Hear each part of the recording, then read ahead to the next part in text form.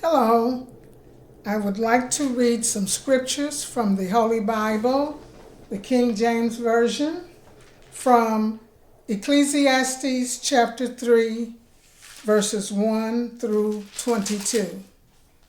It reads as follows: To everything there is a season, and a time to every purpose under the heaven, a time to be born, and a time to die, a time to plant, and a time to pluck up that which is planted, a time to kill, and a time to heal, a time to break down, and a time to build up, a time to weep, and a time to laugh, a time to mourn, and a time to dance, a time to cast away stones, and a time to gather stones together, a time to embrace, and a time to refrain from embracing, a time to get, and a time to lose, a time to keep, and a time to cast away,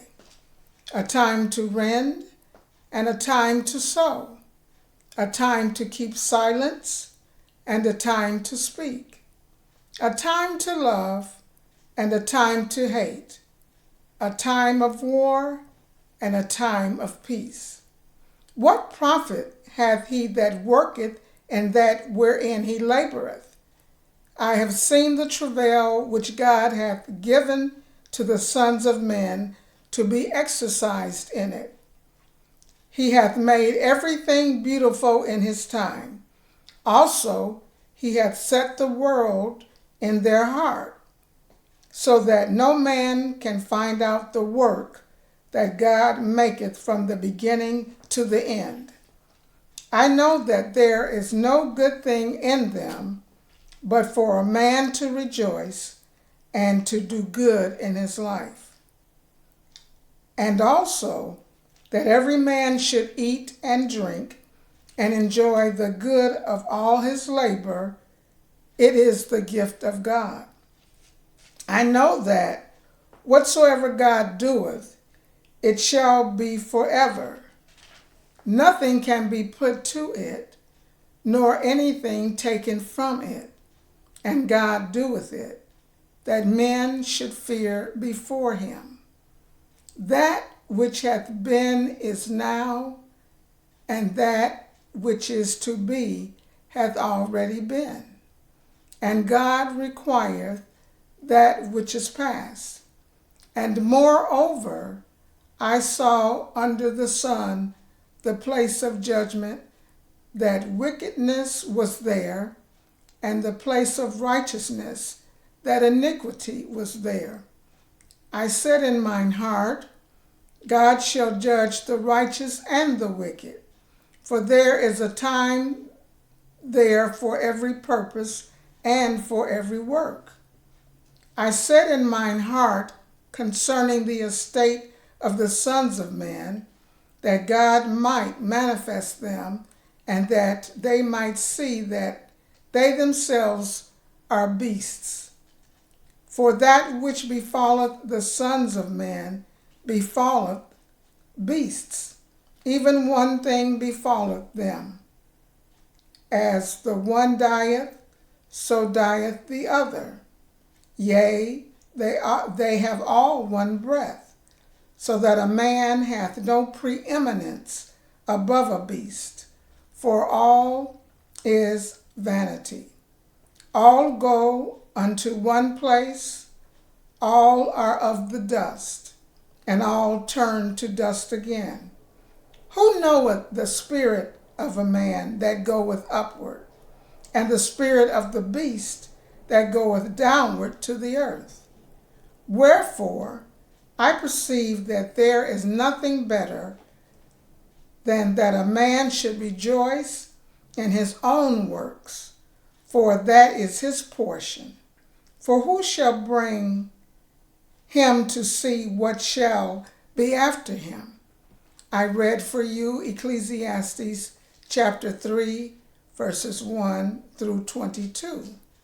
So now I will read to you Ecclesiastes chapter 4, verses 1 through 16.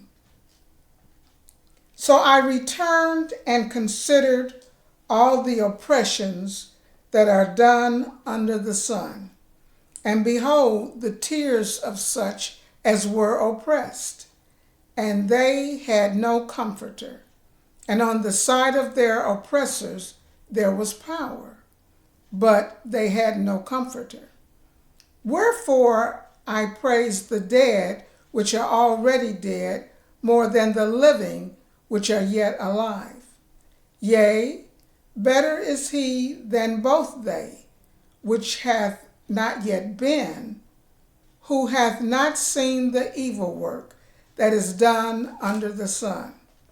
Again, I considered all travail, and every right work, that for this a man is envied of his neighbor. This is also vanity and vexation of the spirit. The fool foldeth his hands together and eateth his own flesh. Better is an handful with quietness than both the hands full with travail and vexation of spirit. Then I returned, and I saw vanity under the sun. There is one alone, and there is not a second. Yea, he hath neither child nor brother, yet there is no end of all his labor. Neither is his eye satisfied with riches. Neither saith he, for whom do I labor, and bereave my soul of good? This is also vanity. Yea, it is a sore travail. Two are better than one, because they have a good reward for their labor. For if they fall, the one will lift up his fellow. But woe to him that is alone when he dieth, for he hath not another to help him up. Again, if two lie together, then they have heat. But how can one be warm alone? And if one prevail against him, two shall withstand him. And the threefold cord is not quickly broken. Better is a poor and a wise child than an old and foolish king, who will no more be admonished. For out of prison he cometh to reign, whereas also he that is born in his kingdom becometh poor.